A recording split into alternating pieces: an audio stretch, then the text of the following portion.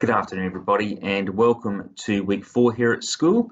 It's the 11th of August, and the last couple of days we've had a bit of rainy weather. The good news is that our afternoon and morning arrangements seem to have survived all right, and we've got all of our kids out without anyone being too wet. Did have a few wet teachers, and hopefully not too many wet parents. But it looks like we've got a plan that's going to work for us, which we're really pleased about. We are looking ahead at a week of fine weather, which the kids will be pleased about. We have been obviously impacted by rain the last couple of weeks, but the decision's been made that we will continue with the Friday fixtures, and no matter what's going to happen, summer sport is going to start in week 7. So whether we're going to have grand finals this term or not still remains to be seen, but we'll just be happy to get out and play a couple of games. Now, last week at school, and not just at this school, but at all the New South Wales public schools, it was Education Week, and that's a celebration of public education across New South Wales. And traditionally what we would have at school would be parents coming to school to visit. We would normally have an assembly that we'd run, have some open classrooms, and a range of academic events that sort of showcase the quality of what happens here at school. This year, a different approach was required, and that gave us the opportunity to connect in a much wider sense right across New South Wales. So we could see what was happening in other schools, some innovative programs, and to be much more of a public education community rather than just the Lethbridge Park community. So on Monday last week, the kids were addressed by the Secretary of Education, talking about all of the year, not just about the coronavirus part of the year, but some of the other challenges and opportunities that have happened in 2020. On Tuesday, we got to see a showcase of Aboriginal language programs in high schools across New South Wales, which is a real opener for our kids, as some of those schools aren't all that far away from where we are here today. On Wednesday, probably what was a highlight for a lot of the kids was we were invited to a virtual film show. So all around New South Wales, schools had worked on preparing films and they could submit them via the internet. And I guess the best of those films were chosen. All the kids got to watch them. Most of them were stop animation type films, fairly funny ones as you'd imagine. And following watching the films, it was possible for the kids to vote on a winner, and some school across New South Wales will take the prize. And if you're interested in having a look at those films, just do a quick Google for Education Week 2020, and the top link goes to the department's website, and you can see the film shows through there. It's about 50 minutes long, but it's a real evidence of the good stuff that happens around public education in New South Wales. On Thursday, we had a school assembly, which was really focused, I guess, at the kids in years 3 through 6.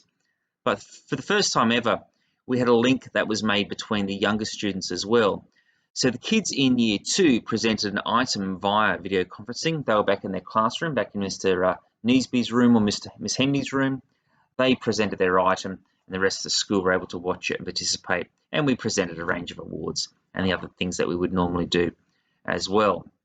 So that's been the last week for us here at school. But this week, things are a little bit different. I'm just getting my list here.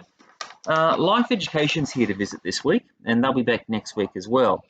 So the kids normally refer that to as a Healthy Herald coming to visit at school.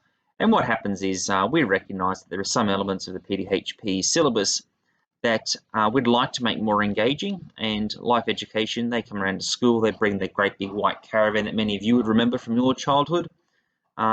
They pull up here in the car park, and the kids get to go there one class at a time, and to really look at some in-depth and engaging lessons to learn about things like, playing with friends, safety rules, medicine and medicine safety, and also relating with others and being respectful. And the beauty of this is not only engaging, but it's also a way that we can present something that is specifically tailored for the particular stages. So you'll probably see some paperwork that comes home this week, activity sheets, booklets and that sort of stuff.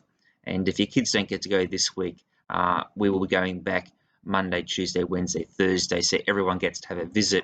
And we've been able to support that at school cost. So there's no implication for parents at all, other than just being confident of some quality learning happening here at school, which is great.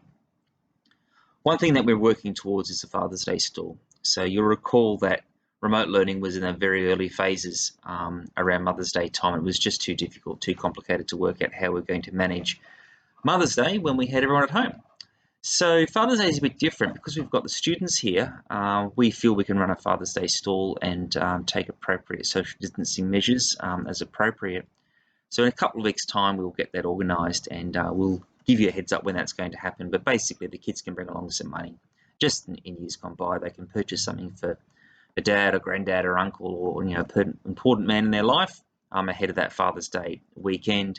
Obviously, we won't be having a barbecue and those things that we have done in the past, but we'll make sure that it's we can support our community and make it special nonetheless. The other thing that we're able to get going, and you might not be aware of, is the library is actually open for borrowing. So it's not exactly the same as before. So normally your kids would borrow a book, they'd bring it back, drop it in a box, someone might borrow it and go the very next day. What's happening at the moment is the kids can borrow books at lunchtime, teachers can take them down to organise class borrowing. But when the books are returned, they don't go immediately back into distribution.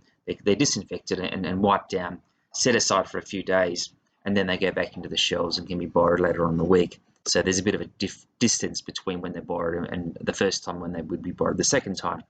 So encourage your kids borrowing, no problems at all. Library's open at lunchtime as it has been forever. And the only other thing that I'd like us to have a bit of a think about is I was talking about Seesaw and Whooshka, Mathletics, and the students in Years 3 to 6 connecting via OneNote. All those platforms are still available. All those passwords are at home. And Mr. Neesby is furiously working on a video to talk to us all about how Seesaw can be used. And you'll see a link down below will appear later on today or tomorrow with a bit of luck. And the reason that I'm so keen on it is not just because it's engaging for the students, but Seesaw particularly provides that link between home and school. And I recognise at the moment keeping that link going is really important for us, and it's important for you guys as well. You can see what happens at school. You can see how your child is going with their work, and you can see the feedback that the teacher's providing. And it provides sort of a two-way street in terms of that feedback. So something to have a very good think about. Have a look at that video when it comes out. And when Mr. Neesby finishes publishing it, I'll send a link out via SMS as well. But apart from that, life is just continuing as normal. Again, we do thank everyone for their patience. We recognise that waiting on the street and stuff isn't the preferred model for anyone here. But education is really looking quite good for the kids. Every day they're coming in, they're skipping down the path, they're very happy, and we're able to make sure that school continues and makes the best of everything for everyone. So from us here at school, we hope you enjoy the rest of the week. Like I said, it does look fine, so we'll make the best of that, and we'll send another update next week. Thanks.